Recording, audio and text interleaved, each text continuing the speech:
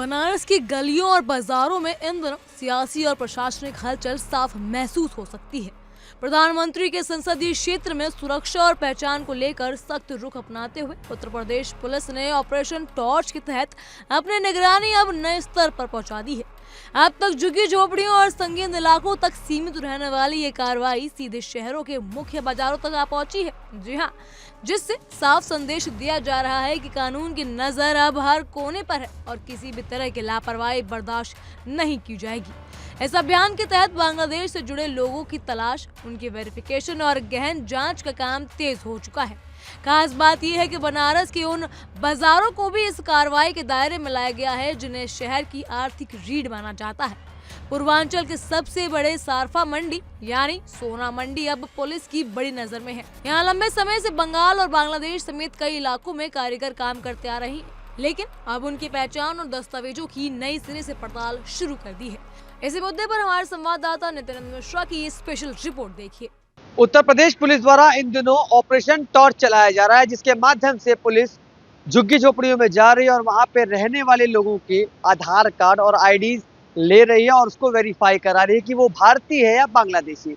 इसके बाद बनारस की बात की जाए तो लगभग 1,500 से ज्यादा के लोगों को चिन्हित किया गया है और पुलिस द्वारा उन्हें डिटेंशन सेंटर में भेजने की तैयारी है। मगर अब झोपड़ी झुग्गियों के साथ साथ पुलिस मंडियों में भी जाने लगी है। मौजूदगी हमारी पूर्वांचल की सबसे बड़ी सराफा मंडी में है और अब पुलिस द्वारा यहाँ के व्यापारियों को भी नोटिस दिया गया है और यहाँ पे उनके यहाँ काम करने वाले कर्मचारियों का ब्यौरा मांगा गया है कि वो कहाँ के हैं। पुलिस द्वारा उनकी आईडी मांगी गई है और पुलिस द्वारा ये बताया गया है कि उनके आईडीज को लेकर के वेरीफाई किया जाए, क्योंकि यहाँ पर काम करने वाले बंगाल समेत कई राज्य से आते हैं। तो पुलिस को शक है कि कहीं ना कहीं यहाँ पे भी बांग्लादेशी हो सकते हैं, जिसके चलते पुलिस द्वारा बैठक के बाद यहाँ के व्यापारियों से उनके जो स्टाफ है उनका डिटेल मांगा गया है।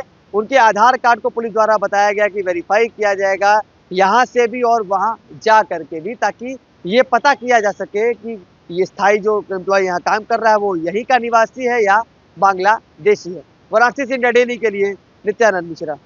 विगत दिनों थाना चौक में व्यापारियों के साथ बैठक की गई, जिसमें उनके द्वारा बताया गया कि जो ठठेरी बाजार है जो कि सराफा व्यवसायियों के लिए मानी जाती है, वहाँ पे कई जो वर्कर्स हैं वो बंगाल के हैं या अन्य प्रांत के हैं।